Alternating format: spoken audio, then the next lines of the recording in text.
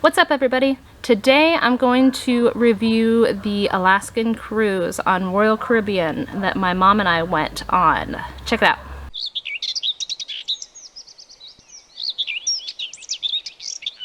So I'm going to go through different parts of this. I'm going to go through the room, the ship itself, and then some of the excursions that we went on.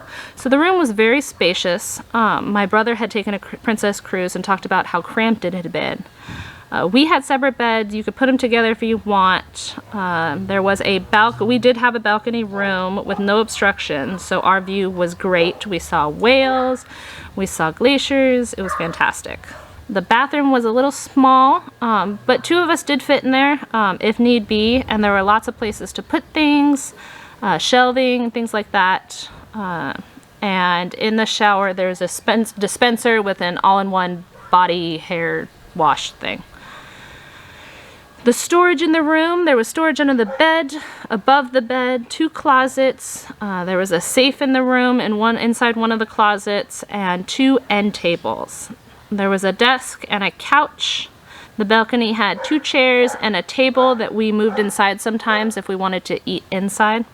The beds were fine. I slept fine, but we were also exhausted by the end of the day, so it could be part of it. Some of the cons for this room, though, the space between the TV and the end of the bed was tiny, and definitely two people cannot fit through there, but I mean, it is a cruise, so. The shower was pretty small. Again, small rooms. They try and shove in as many rooms on there as possible. And one of the biggest inconveniences was that you had to put your little room key into a slot so that the lights would turn on. I get that. It's so that they don't waste energy and things like that. But it was really a pain if you just wanted to run into the room, go to the bathroom real quick, and then run out, because you had to stick your key in order to turn the light on in the bathroom.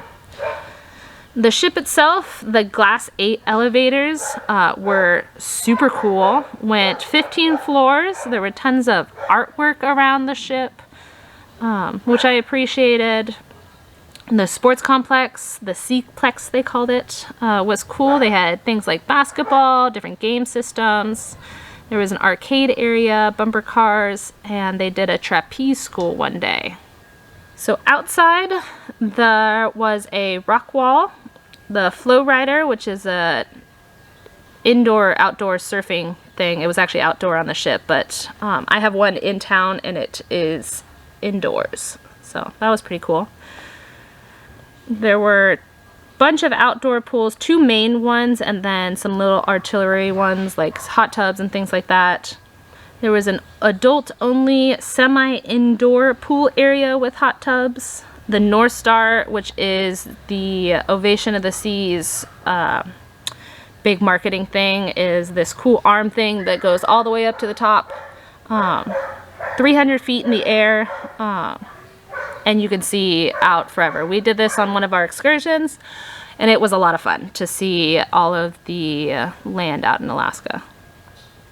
iFly, which is an indoor skydiving thing, was super cool as well. I have been wanting to do that. I also have one of these in my town, and I've been wanting to do this for a while, and glad I got. One of the cool things about this cruise, is that all of this stuff is free. You can pay for a couple, like if you wanted to take North Star in one of the port towns or whatever. Sometimes you had to pay for like primo spots, but otherwise everything I did was free. There are lots of activities. There's an art auction. It was really interesting, but too expensive for me to buy anything. Jewelry, I learned a lot. Not really interested, but I got some free stuff, which is always cool. There were lots of lectures for each stop.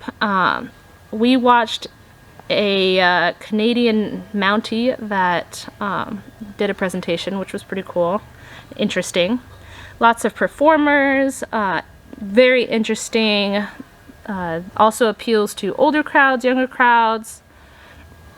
And they had a virtual disco party, which was a new experience for me. The robot drink maker was very expensive, but also extremely entertaining. So if you end up with one of these on your cruise, I suggest trying it at least once, because it's really fun to watch.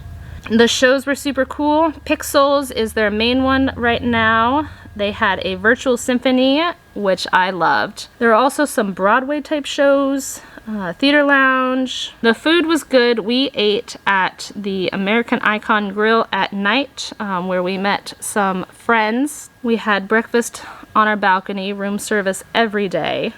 Some of the other places that you can eat are the theater, the lounge, Windjammer, there's a cafe, or you can go on land. And we did a lot of eating on land too.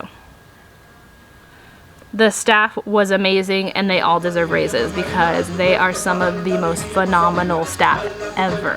Joffrey, the cruise director, was hilarious, and I would love to go have him on every cruise I ever go on. Overall, some of the coolest parts of the ship, the North Star, of course.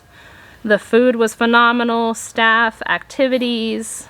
Some of the cons though, the boat is huge, which may not seem like a con, but it takes a while to get from one end to the other, and if you have activities at separate ends or you want to go to the bathroom and your room is really far away, that was a problem. It was rocky. There was a lot of turbulence the first day, which we were warned about because we were getting out to sea. And some activities were too crowded. So the trapeze school, which I would have loved to get involved in, they only did it once and they only allowed like 30 people. So it was not a great experience there, but it was really cool to watch people do it. The excursions were fantastic. So Juneau was a little rough. There was lightning, the first time in like 7 years that they have seen lightning, and so they had to close this, the tramway to the top of the mountain, this gondola thing. After that though, we went whale watching, which was so cool. We saw tons of whales and the boat was fantastic. The crew was so knowledgeable and there were tons of whales. And we saw a baby whale. Who doesn't want to see a baby whale? At Skagway, we did a bus tour. We did a stop at a cemetery, which was cool, some local history and some hiking. There were waterfalls. And then the bus tour stops just over the border in Canada. And so after that, they drop us off there and we got to take this train ride all the way back to the ship, which was awesome. Tons of history, scenery. It was very comfortable.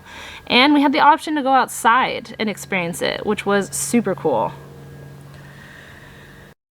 Next excursion they have is the Endicott Arms and Dawes Glacier. There were waterfalls everywhere you looked, which was super cool. The rock formations were cool. The sun shined on it just right. Icebergs throughout our journey into Endicott Arms. And then lots of photo ops, some whales. The only problem here, it was extremely cold, so make sure you bring a good jacket. The last stop that we had was in Victoria, Canada, which was probably the highlight of our trip. We also did a bus tour here around the city. There's a stop at the top of the city where you get to look down on everything. And we decided to get dropped off at the Empress Hotel. You could stay on the bus and it would take you all the way back to the ship, but we opted to walk back just because we had a whole rest of the day and we really wanted to see the city. We stopped at the visitor center to inquire about a lunch spot, and we found one right on the water. We saw sea otters. We had some great seafood. As we were walking back, we went into the Empress Hotel, which was cool to see. We did not do the tea because I will not pay $150 to drink tea in a hotel.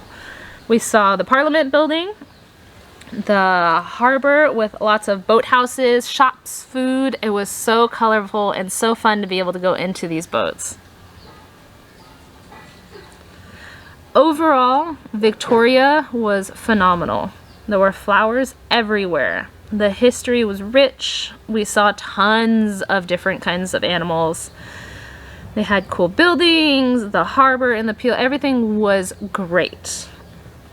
The only downsides that we saw, it was very crowded, it's a very touristy area. The conversion of Canadian currency and then like what you do with your leftover Canadian currency is kind of a downside, but that's what happens when you go into different countries. And then I am not a huge fan of seafood, so that was not my favorite part, but I still ate it. Overall, we loved our trip. We had a blast. I highly recommend Royal Caribbean Cruises. Their staff is amazing, and everything about the ship is very well thought out. Ovation of the Seas is the one that we went on the 7-day Alaskan cruise, and it was just a great experience for us. I hope you found this beneficial. If you want to see some more of our reviews, different adventures we go on, what's going on in our life, make sure you subscribe and like the video if you plan on going on this cruise, and leave a comment down below if you have ever been on a cruise and what you thought of it.